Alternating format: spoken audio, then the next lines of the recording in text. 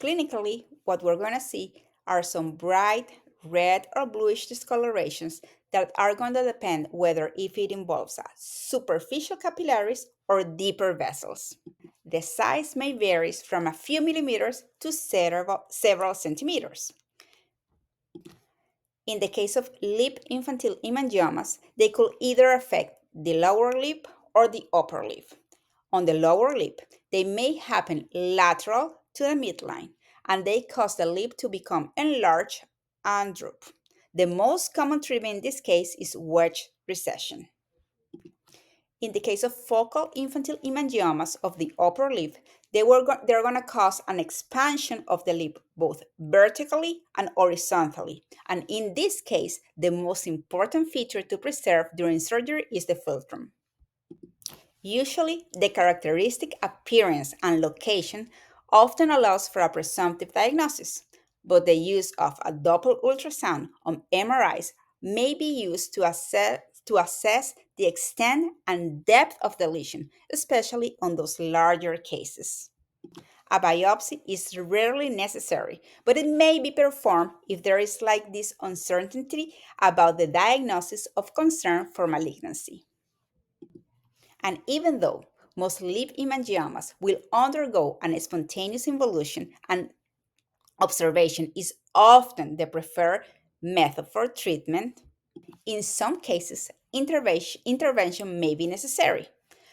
And we can do that in cases of functional impairment, which means that the hemangioma is interfering with the speech, eating, or breathing, on those lesions that tend to become ulcer or that bleed easily, or when the patient has cosmetic concerns.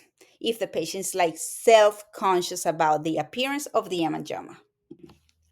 On these cases, the treatment options will include corticosteroids, like intralesional or systemic corticosteroids that can be used to accelerate the involution, the use of beta blockers like propranolol that has been shown some efficiency in reducing the size of the hemangiomas, laser therapy for the superficial lesions, or surgery for the large and non-involuting lesions. But what is important to know about these treatments? In the case of beta blockers, they are going to reduce the VEGF and the FGF expression. And this is going to cause a vasoconstriction, and therefore we're going to have a decreased proliferation and accelerated evolution.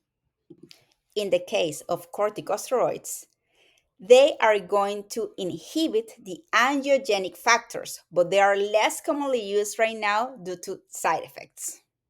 The prognosis for infantile hemangioma is usually excellent, and most lesions tend to involute spontaneously by the age of 5 to 7 years, leaving a minimal or no scarring. However, some cases may require intervention for functional or cosmetic reasons.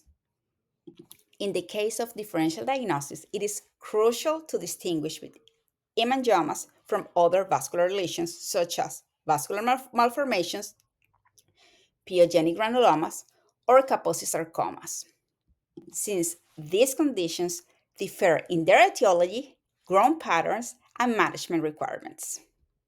In this group, we also need to include cavernous hemangioma, pigmented lesions such as melanotic macules or melanomas that may mimic vascular lesions but lack the hallmark vascular features, systemic disorders including Sturge-Weber syndrome, and systemic lupus erythematosus.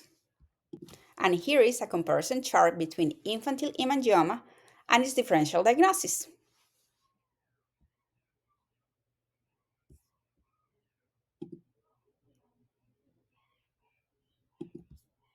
And now, lastly, some common questions on what we might ask ourselves regarding infantile hemangioma. 1. How can we differentiate between a true hemangioma and other vascular anomalies in an adult patient? While true hemangiomas are common in infancy and childhood, adults can present with various vascular lesions in the oral cavity. Therefore, it is crucial to distinguish between these entities for an accurate diagnosis and management. This is what we need to consider. If we are in front of an infantile hemangioma, even when most of these involute during childhood and a persistence into adulthood is super rare, we need to know since when the lesion has been present, and therefore a truthful history is essential. Also, we need to consider if we are in front of a vascular malformation. These are more frequent in adults than true hemangiomas, and they can be present at birth but become more apparent or may be symptomatic with age. This example is going to include venous malformations. Also, we need to include a pyogenic granuloma, and this common reactive lesion is often misdiagnosed as a hemangioma. Therefore, it's crucial to recognize its clinical features and association with local irritants or trauma. And lastly, we need to include or consider true hemangiomas in adults. Even though these ones are less common, they can occur. And histopathological examination is vital for the classification. So all of this summarize that we also need to consider clinical presentation with a detailed record and documentation of the lesion's size, color, location, and duration. A medical history, where we need to inquire about any history of bleeding, pain, or changes in the lesion size. The use of different images. In some cases, imaging studies, as I mentioned before, Doppler ultrasound or MRIs may be helpful too. And lastly, a biopsy and histopathology. A definitive diagnosis relies on microscopic examination by an oral pathologist. Also, we can ask ourselves, when should an infantile hemangioma on the lips or in the oral cavity can be treated? Well, as I mentioned before, treatment is indicated when 1. The hemangioma causes functional impairments such as difficulty feeding, breathing, or speaking. 2. When there is an ulceration, which can lead to pain and infection, or when it poses a cosmetic concern or a risk of scarring. In this case, the first line of treatment is often beta blockers, which are going to reduce the growth and encourage regression of the lesion. We can also ask ourselves, what complications can arise? As I mentioned before, ulceration, functional impairment, bleeding risk, and cosmetic concerns. 4. Can infantile hemangiomas recur after involution or treatment? True recurrence is extremely rare, but it can happen, particularly if the hemangioma was incompletely treated or if the treatment was stopped too early during the proliferative phase. And lastly, how can an infantile hemangioma can be differentiated from a melanotic macule and thus blanching help? Yes, blanching can help differentiate an infantile hemangioma from a melanotic macule because of their distinct vascular versus the pigmented nature of the melanotic macule. Because the hemangioma is a vascular lesion, it will typically blanch, which means that it's going to lose its red or bluish color when we gently pressure the area. This is going to occur because the pressure temporarily displaces the blood within the lesion.